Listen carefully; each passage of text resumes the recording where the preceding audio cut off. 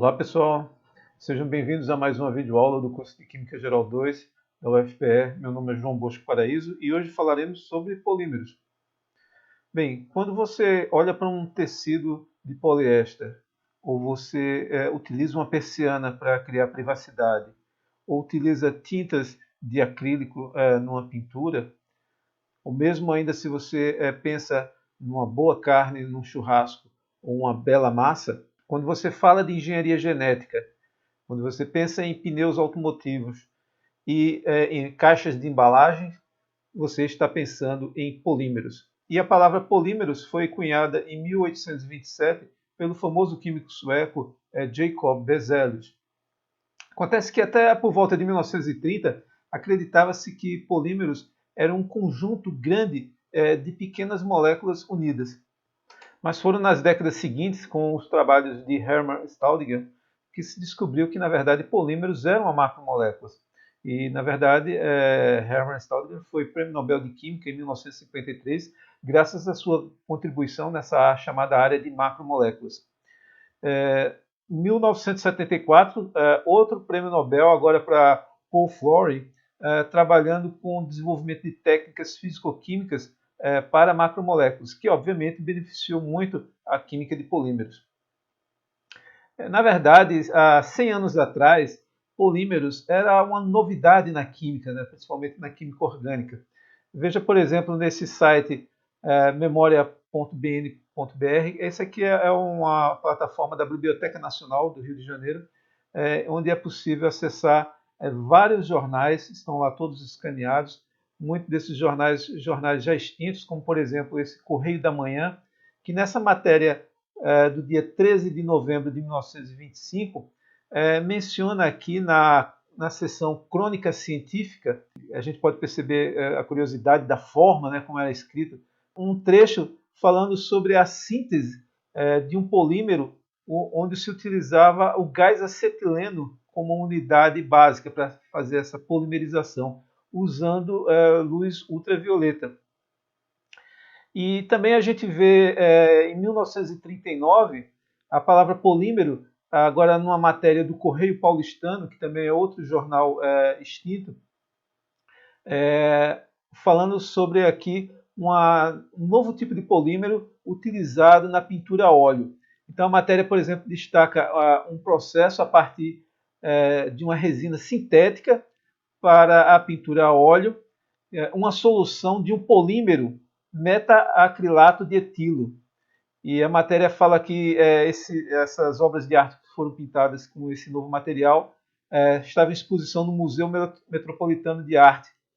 E a adoção do referido processo obedece à tentativa de escapar das limitações impostas há muito pelos materiais que os pintores dispunham para a sua época. Então, essa nova tinta de metacrilato de etilo dava uma versatilidade para os pintores, né? Polímeros historicamente sempre foram considerados plásticos, né, vamos assim dizer de modo geral, sempre foram considerados como materiais isolantes. Porém, em 2000, esse trio de cientistas, Alan Hegel, Alan McDermott e Heidiki Shirakawa, ganharam o prêmio Nobel por conseguirem transformar polímeros em materiais condutores, né? Condutores, quando você compara a condutividade desses novos polímeros pela massa dele, né? Quando você compara, então, com os condutores convencionais, que são os metais, pela massa desses metais. Então, você ganha uma equivalência de propriedades condutoras desses novos materiais. Bem, mas polímeros são, na verdade, grandes moléculas, então, a gente já sabe disso, que são construídas de partes menores, os chamados monômeros. A representação clássica de um polímero é representar a unidade que se repete entre parênteses ou colchetes, seguido de reticências antes e após essa unidade do monômero, para dar a ideia de que ele tem uma continuação, né, que são várias unidades dessas que se repetem. Bem, você pode pensar, por exemplo, quando monômeros idênticos interagem entre si, eles podem formar uma cadeia polimérica onde todas as unidades são iguais, então a gente diz que tem formado aqui um homopolímero, ou se você tem diferentes tipos de monômeros, eles podem levar à formação de uma cadeia onde a unidade que se repete é a composição do monômero A e do monômero B. Então você tem, nesse caso aí, um copolímero. Bem, esses polímeros eles podem ser como os que aparecem acima, que são chamados polímeros lineares, ou como esses que estão abaixo, onde você tem entre uma cadeia e outra a ligação direta ou mediada um átomo ou um outro monômero. Então, nesse caso, você tem a formação de ligações cruzadas. E aí esses polímeros são chamados de polímeros ramificados.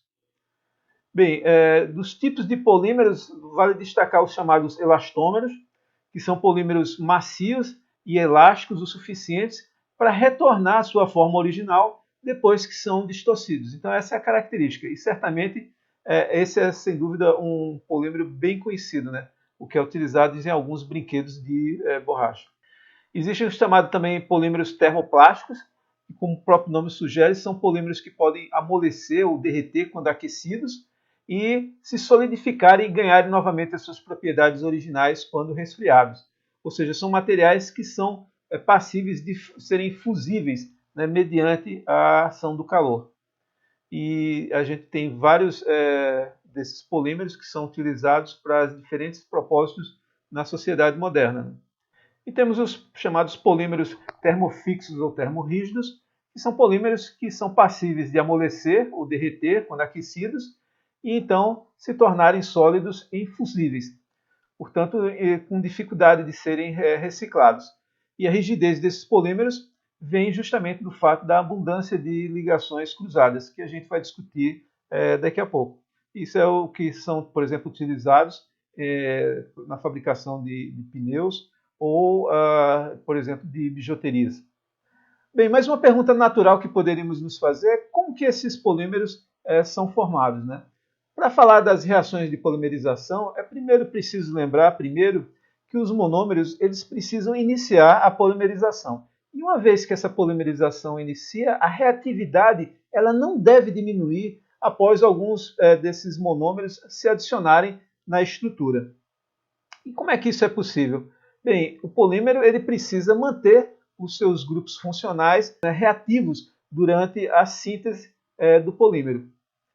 Vamos falar aqui de dois tipos principais de reações envolvendo a formação de polímeros. Vamos começar pela chamada reação de adição, onde os monômeros reagem para formar os polímeros com a característica de não perder átomos durante a reação.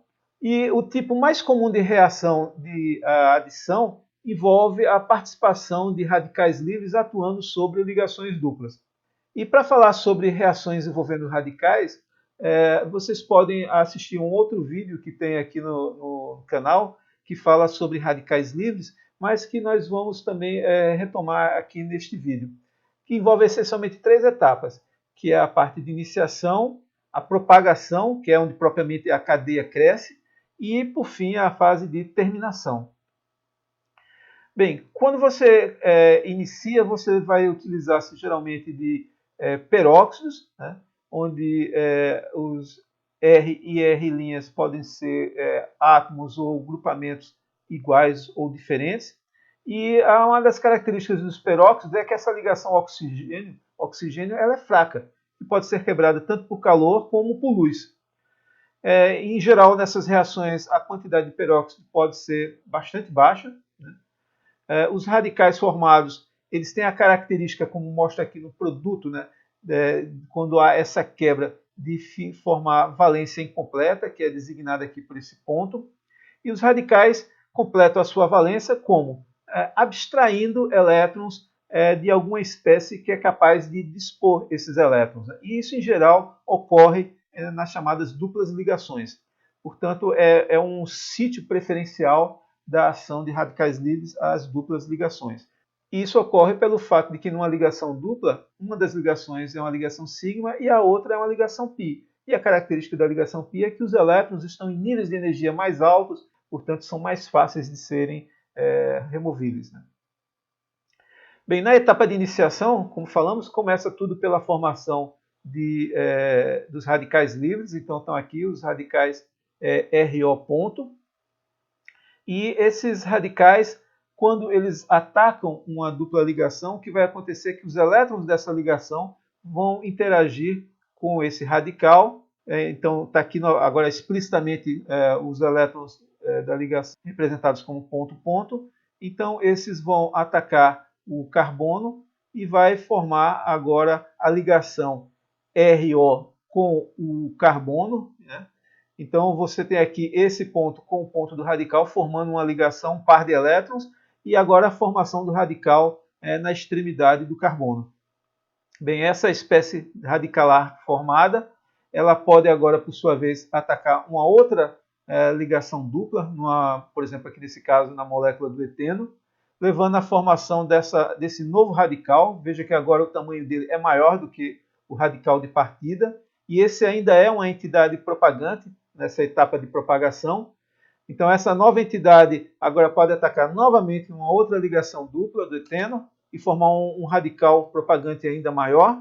E obviamente isso vai continuar fazendo com que a cadeia cresça até o momento em que você tem a etapa de terminação, que vai acontecer quando uma dessas espécies radicalares encontrar outra, por exemplo, pode ser uma outra igual a ela mesma, formando um polímero. Já temos aqui um polímero, né, formado. Ou quando essa espécie radicalar, em vez de atacar o carbono da extremidade, ele pode atacar, remover, abstrair um próton aqui do meio da cadeia, né, levando à formação de uma dupla ligação nesse polímero e a completar aqui a valência do carbono na outra molécula propagante. Bem, esse radical ele pode também abstrair um próton do meio da ligação, gerando a criação de uma espécie radicalar no meio da cadeia, né? E essa espécie radicalar no meio da cadeia aqui desse hidrocarboneto, ele pode reagir com com aquela espécie radicalar anterior que nós descrevemos, levando à formação aqui de uma estrutura ramificada, né? E com a característica que essas ramificações que surgiram de transferência de cadeia intermolecular, elas geralmente são do mesmo tamanho da cadeia principal. Uma outra possibilidade também nesse aspecto de terminação dessas reações radicalares é você ter um radical como esse formado, né? E esse radical abstrair um próton da própria estrutura. Então você tem uma abstração intramolecular, formando aqui um radical no meio da cadeia, e esse radical no meio da cadeia pode dar origem a uma nova ramificação no polímero. Bem, então nessas reações em que são formadas diferentes cadeias de tamanhos diferentes, você tem um conjunto de macromoléculas de tamanhos diferentes, portanto de massas diferentes. Então você pode pensar que você tem uma distribuição de massas, e isso vai levar a um caráter amorfo desse material. O que significa que você tem nesse material possivelmente algumas regiões de algum ordenamento, tem um ordenamento de curto alcance, e nessas regiões você pode pensar num certo grau de cristalinidade. E quanto maior for esse grau de cristalinidade desse material, isso vai impactar nas propriedades desse polímero. Por exemplo, propriedades como ponto de fusão, a densidade e a rigidez, elas, na medida que a cristalinidade do material aumenta, elas vão aumentando. O ponto de fusão aumenta, ou a densidade, ou a rigidez. O que é razoável com a ideia de que você tem mais ilhas, né, como essas, em que você tem um ordenamento dentro da estrutura desse polímero. Então, por exemplo, quando você tem um polímero como o polietileno, em que ele tem um alto grau de ramificações, é razoável que o volume desse polímero é maior, portanto ele deve ter uma densidade menor, né? Portanto, se você tem polímeros com um grau diferente de ramificação, isso vai levar naturalmente a propriedades diferentes que vão ser benéficas para diferentes tipos de uso. Nessa tabela, se você toma como monômero o eteno, ou também chamado de etileno, substituído nessa posição X, e aqui na primeira coluna a gente tem os diferentes tipos de X, né? Que pode ser, se for o hidrogênio, esse monômero é o eteno, e o eteno é possível formar o polietileno, e aqui embaixo está o nome comercial, né, que leva o mesmo nome, e as suas aplicações.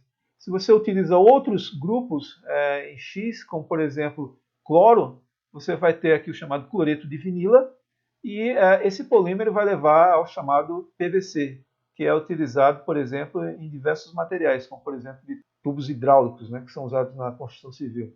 Se você tem aqui em X um grupo volumoso, como por exemplo o fenil, então você vai ter o estireno como monômero e o polímero é o poliestireno, né, conhecido comercialmente como isopor.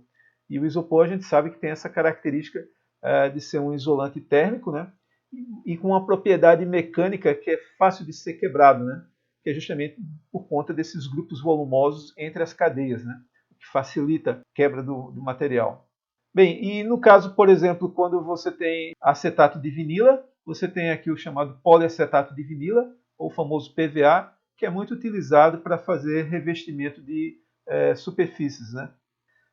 E quando todos os átomos aqui nesse eteno são, na verdade, halogênios, como por exemplo o tetrafluoroeteno ou tetrafluoroetileno, o polímero formado é o chamado politetrafluoroetileno, mais conhecido como Teflon, que são bastante utilizados em revestimentos e, por exemplo, na superfície de panelas para conferir a propriedade de antiaderência. Bom, um polímero bastante conhecido e importante na nossa sociedade é o látex. A partir dele você pode obter a borracha. O látex é obtido a partir da seringueira, né? Da casca da seringueira. E, na verdade, esse polímero é o chamado cis-poliisopreno. E o isopreno, por sua vez, é essa estrutura que está aqui à esquerda, né? Então, isso aqui, na verdade, é o metil na posição 2, tem duas ligações duplas, então é um dieno, que estão nos carbonos 1 e 3. Né? Então, isso aqui é o chamado 2-metil 1,3-butadieno, mais conhecido apenas como isopreno. E a gente sabe que esse polímero foi muito importante para alavancar economicamente os estados do norte, em particular o Amazonas, o Pará e o Acre, durante o século XX. E uma coisa interessante é que esse polímero, né, o poliisopreno, se você adiciona a esse material uma porção de enxofre, você consegue criar aqui ligações cruzadas entre essas cadeias, gerando uma borracha diferenciada, uma borracha que tem propriedades mecânicas diferenciadas em relação à borracha original. E essa tecnologia chamada de vulcanização da borracha foi desenvolvida ainda no século passado por Charles Goodyear, e essa tecnologia foi utilizada por muitos anos para a fabricação de pneus, né? Então, por exemplo, novamente nessa matéria aqui do Correio Paulistano, de agosto de 1939, já falava aí de 40 anos de progresso da empresa Goodyear desenvolvendo pneus para veículos. Né?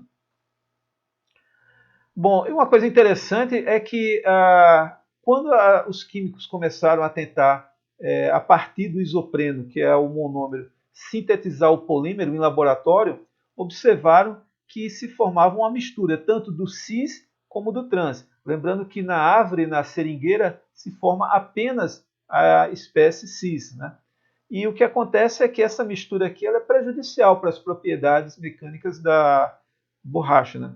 Então, o que os químicos desejariam é obter apenas uma dessas espécies, no caso, a forma cis. Bem, isso foi possível graças aos trabalhos de dois químicos que foram agraciados com o Prêmio Nobel em 1963, Carl Ziegler e Giulio Natta, que desenvolveram e aplicaram catalisadores que tornavam possível fazer reações de polimerização de forma estéreo específica. Né? E esses catalisadores de Ziegler-Natta são misturas de tetracloreto de titânio e trietil alumínio, que quando são misturados levam à formação desse complexo de metal de transição. Então, nós temos também um vídeo aqui nesse canal falando sobre a química de complexos de metais de transição. Se você não assistiu, eu recomendo passar lá para dar uma olhada. E a ideia principal é de um complexo de metal de transição, é isso. Você tem aqui um metal no centro dessa estrutura e ela é circunvizinada aqui, esse metal central, por ligantes, que são átomos e moléculas, né? Bom, esse material aqui, esse chamado catalisador de Ziegler-Natta, a ideia é que quando uma ligação dupla, como por exemplo do eteno, interage com esse catalisador, existe a formação de uma interação da dupla ligação com o titânio nessa posição, nesse sítio em que é possível se coordenar. E aqui o que acontece é que esse material, esse etileno, ele é incorporado à ligação sigma entre o titânio e o carbono, como representado aqui em azul. E agora, novamente, o titânio está disponível, o sítio de coordenação dele está disponível para uma nova molécula de etileno se ligar aqui na ligação π e continuar crescendo essa cadeia aqui repetidamente. Então, graças a esses trabalhos, foi possível você desenvolver a síntese de materiais poliméricos, né, de forma estereoespecífica. Bom, a outra reação importante que a gente precisa mencionar são as chamadas reações de condensação. E aqui a ideia é que o produto de uma reação de condensação é formado pela combinação de duas moléculas, como essas que estão aqui, por exemplo, o ácido terefitálico e o etileno glicol, né? E com a saída de uma outra molécula. Então veja só, você tem aqui um grupamento ácido carboxílico, outro grupamento ácido carboxílico, então o ácido terefitálico é um ácido dicarboxílico, né? E o etileno glicol, ele tem dois grupos OH. Então, nesse caso aqui, o que vai se combinar são essas duas moléculas, como vai haver aqui a remoção, a saída de uma molécula de água, uma desidratação, levando à formação desse éster, né, e com a saída da molécula de água. Obviamente, esse material aqui, ele continua tendo um grupo ácido carboxílico disponível, que pode agora reagir com outra molécula de etileno glicol, levando aqui à formação de um diéster, né? Então você vai ter um novo éster formado do lado esquerdo do anel central, e com a nova saída de uma outra molécula de água. Bom, esse material aqui formado, esse diéster, ele pode agora, por sua vez, reagir com outra molécula de ácido terefitálico, e aí você vai ter mais um anel aqui adicionado nessa cadeia, e com um grupamento ácido ainda disponível. Então você percebe que você tendo uma quantidade de ácido terefitálico e etileno glicol, facilmente esse material vai polimerizar. Então a ideia é essa, né? Se você tem N moléculas de ácido terefitálico e de etileno glicol, você vai ter aqui um polímero formado com N unidades, com a saída de N unidades, N moléculas de água. E a coisa interessante é o seguinte, esse polímero que é formado, ele veio do ácido terefitálico, que no inglês é o terephthalic acid, e o etileno glicol, que é o chamado etileno glycol. Então, se você pega aqui as primeiras e últimas letras de cada uma dessas espécies que interagem, você tem aqui o polímero que é o chamado de pteroline. E esse pteroline é o nome que ficou conhecido desse poliéster, né? Na verdade, tem vários ésteres aqui, né? Tem N ésteres na estrutura desse polímero, e esse poliéster foi o primeiro utilizado em grande quantidade, sintetizado nos anos 60 e 70, que de fato entrou com peso na moda, né? Então esse material foi amplamente utilizado para fins de confecção de roupas, né? Bom, e uma coisa interessante que a gente precisa destacar aqui, lembrar é o seguinte, que nas reações de adição de alcenos, usando polímeros, é possível formar ramificações, né? Ter estruturas ramificadas. Ao passo que esses polímeros aqui, você tem um crescimento dele a partir das extremidades, onde estão presentes os grupos funcionais, e é ali que uma nova reação de condensação ocorre. Então você tem um crescimento pelas extremidades. Com isso, você tem, na verdade, estruturas lineares de polímeros formados por condensação. O que é muito interessante porque você pode facilmente juntar lado a lado essas estruturas dessas cadeias, por exemplo, aquecendo esse material e passando ele através de uma pequena cavidade, né? Ou seja, você fazendo um processo de extrusão desse polímero. Então, com isso você consegue formar, por exemplo, fios muito finos, né, desses materiais, que podem ser, por exemplo, utilizados para a confecção de tecidos, ou, por exemplo, se a reação de condensação envolver uma amina em um grupamento ácido carboxílico, formando, por exemplo, uma amida, você pode ter fios mais resistentes, como é, por exemplo, no caso do nylon, né? Até agora nós falamos de polímeros e usamos exemplos de polímeros orgânicos, mas eles também podem ser materiais inorgânicos, como é o caso, por exemplo, da sílica.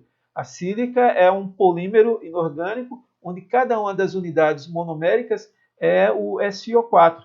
O SiO4, a gente está lembrado que o silício ele tem está na mesma coluna do carbono, né? Então ele pode formar 4 ligações, ele forma a estrutura de um tetraedro, e esse tetraedro vai criar uma estrutura tridimensional que vai inferir a presença dessas cavidades que podem ser utilizadas para a absorção de pequenas moléculas orgânicas, como por exemplo o CO2. Dependendo, obviamente, do tamanho dessas cavidades, que no caso da sílica é em torno de 5 angstroms, moléculas pequenas podem entrar. Já outras maiores ficam impedidas de entrar. Então, na hora que você criar um material inorgânico, dependendo de quem são as suas unidades básicas, quem são os monômeros, você pode criar poros maiores ou menores, o que vai fazer uma seleção de moléculas que podem entrar no seu interior. Isso é o caso, por exemplo, do que acontece nas chamadas zeólitas, né? Que são materiais também inorgânicos, nos quais podem ser utilizados para moléculas orgânicas, por exemplo, hidrocarbonetos, né? Entrarem no interior desses poros, e lembrando como existem na superfície desses poros átomos de metais que podem ser úteis, por exemplo, para quebrar, para fragmentar essas moléculas em unidades menores, né? Isso pode ser utilizado, por exemplo, no chamado craqueamento de hidrocarbonetos do petróleo.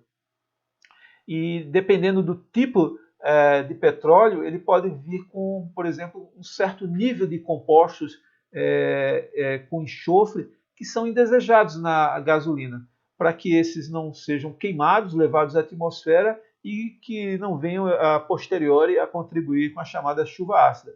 Então, desenvolver, por exemplo, zeólitas que são capazes de absorver compostos com enxofre e é bem interessante. Bem, agora neste nosso vídeo vamos falar um pouco de alguns exemplos de polímeros que são conhecidos e que são bem importantes. Vamos começar falando dos carboidratos, que são polímeros formados por monossacarídeos, que são, na verdade, polidroxcetonas e polidroxaldeídos. Né? Então, quando a gente fala de açúcar, geralmente o que vem logo à cabeça é o açúcar de cozinha, né? Aquele açúcar que é utilizado para adoçar o café, para preparações de bolos, biscoitos. Na verdade, açúcares é uma classe de compostos que que tem essas características, né? E o nome genérico carboidratos deve-se ao fato, por exemplo, aqui na tela nós temos alguns exemplos, temos 7 exemplos de açúcares diferentes, que têm em comum o fato, todos eles, de possuírem átomos de carbono e hidrogênio, né? Daí a origem do nome de carboidratos. Mas eles podem ter, como falei, a presença de grupos aldeídos, né? Ou, por exemplo, de grupos cetonas. E alguns desses açúcares são bem conhecidos nossos. Por exemplo, a glicose é um dos mais famosos, né? E a frutose também é um outro açúcar importante que vem das frutas. Tá? Mas quando a gente pensa na estrutura de uma dessas moléculas, como por exemplo a glicose, e olha para essa forma que está aqui apresentada, ela tem essa forma aberta. Porém, a gente pode redesenhar a estrutura daqui da glicose e perceber que existem átomos suficientes na cadeia para permitir uma reação intramolecular para fechar, para ciclizar a estrutura da glicose. Então a glicose ela pode existir nessa forma aberta ou ela pode reagir para ciclizar. O que é que vai acontecer? A gente tem aqui uma ligação dupla, uma carbonila, né? Então esse aqui é naturalmente um sítio preferencial para haver um ataque aqui dos pares de elétrons a esse carbono e haver um fechamento do anel. Então repare só, essa região aqui, esse carbono aqui, ele está com uma hibridização sp2. Então significa que existe uma planaridade aqui em torno desse átomo de carbono. O que significa, por sua vez, que esse par de elétrons, os pares de elétrons que estão presentes aqui no oxigênio, podem reagir tanto por cima, pela região acima desse plano aqui, levando a que haja uma rotação da ligação carbono-carbono adjacente, com esse oxigênio voltado para baixo. Então você pode ter essa forma fechada, né, da glicose, que é a chamada estrutura alfa, que na verdade não é exatamente assim no plano, né? Você tem aqui, na verdade, uma estrutura tridimensional, onde fica bem nítida que aqui o grupo hidroxila adjacente, no carbono adjacente ao oxigênio, ele está aqui nessa região axial da estrutura da glicose.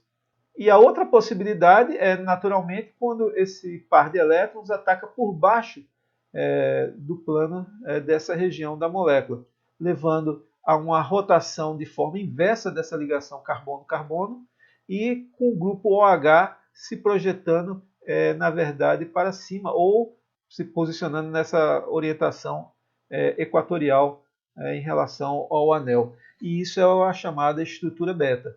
Então, na verdade, para a glicose, a única diferença que existe entre a forma alfa e a forma beta é a orientação espacial dessa hidroxila e do seu hidrogênio, né? Uma em relação à outra.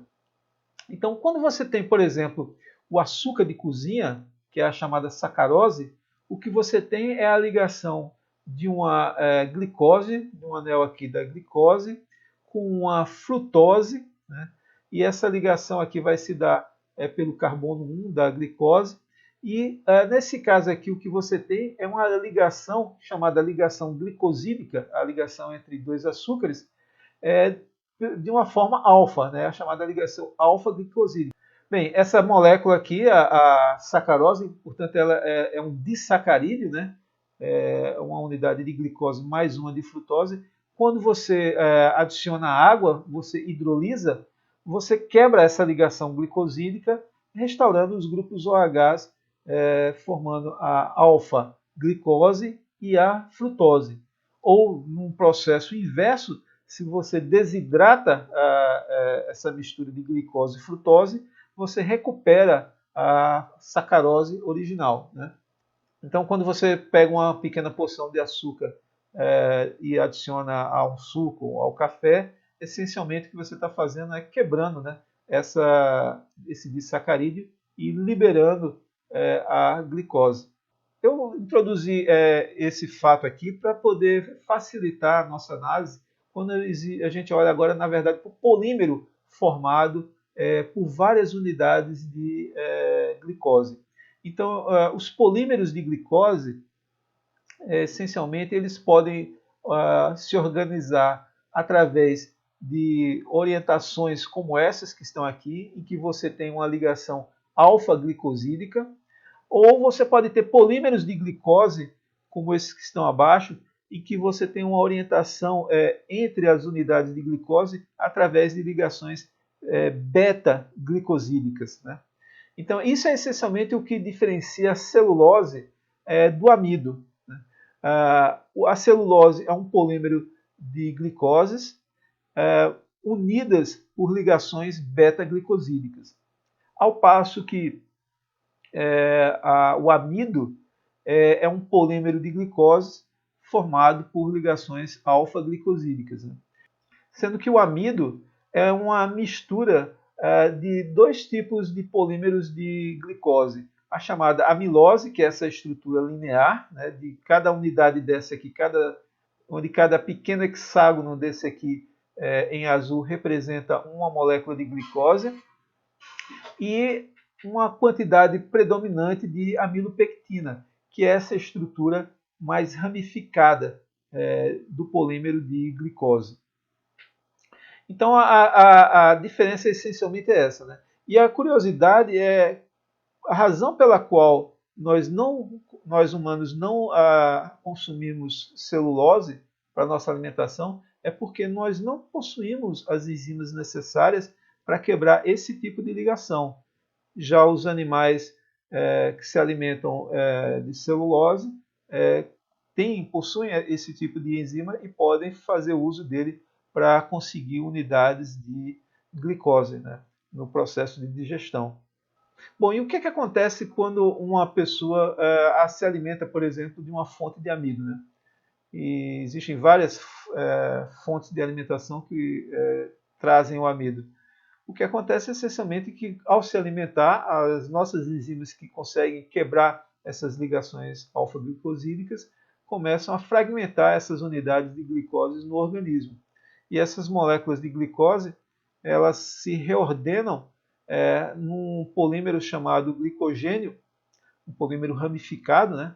A diferença é que o glicogênio em relação à amilopectina é que o glicogênio consegue ainda ser muito mais ramificado do que o amilopectina. E para que serve esse glicogênio? Bem, quando esse glicogênio ele fica depositado essencialmente no fígado ou nos músculos, e quando um indivíduo está exercendo uma atividade muscular intensa, o que vai acontecer é que essas unidades, por exemplo, de glicose no glicogênio, poderão ser cortadas, né, poderão ser liberadas para eles serem absorvidos, serem queimados no organismo e gerar energia necessária para essa atividade que está requerendo esforço muscular, né? Como é o caso, por exemplo, de corridas. Bom, aqui novamente usando o exemplo de reações de condensação, só que agora entre moléculas como essas, que são as chamadas aminoácidos. Obviamente, o que o próprio nome sugere, dentro de um aminoácido você tem um grupo amina e você tem um grupo ácido carboxílico. Quando um aminoácido reage com outro aminoácido, ocorre uma formação de uma nova molécula com a saída de água, então é nitidamente uma reação de condensação. E aqui a formação desse fragmento que une os dois aminoácidos originais, que é a chamada ligação peptídica, né? Que tem essa característica da ligação C-O-NH. Muito bem, esse dipeptídeo ainda tem um grupo amino e um grupo ácido, então esse dipeptídeo reagir com um novo aminoácido para fazer crescer essa cadeia, tanto para um lado como para o outro. O que vai diferenciar um polímero de aminoácidos de outro é justamente esses grupos chamados R1, R2, que estão presentes no dipeptídeo, ou os vários R's que estão presentes no polipeptídeo, né? E esses R's que são 20, né? Você tem, na verdade, 20 aminoácidos diferentes. Então, você tem aqui, por exemplo, nesse aminoácido, você tem aqui o grupo ácido carboxílico, o grupo amino, e aqui, essa porção aqui é diferente desta outra porção. Então, isso é o que faz este aminoácido da esquerda ser o chamado ácido aspartico, enquanto que este que está aqui já ao seu lado direito é o chamado ácido glutâmico. Muito bem, mas a gente já falou que quando você tem essa formação desse polipeptídeo, na verdade, esse polipeptídeo, quando ele se torna muito grande, isso é essencialmente o que a gente chama de uma proteína. Então, uma proteína é, na verdade, um polímero de aminoácidos, e na forma de organização dessa sequência de aminoácidos, você pode ter a chamada estrutura primária, que essencialmente lhe informa quais são as sequências de aminoácidos que formaram esse polímero. Na verdade, cada um desses aminoácidos existe um conjunto de átomos, né, como são esses que nós estamos vendo aqui para cada um deles, que vai ter uma forma espacial e vai orientar a sequência a cada aproximadamente entre 3 e 4 aminoácidos, de formarem ligações de hidrogênio intramolecular, conferindo essa forma de hélice, né, na estrutura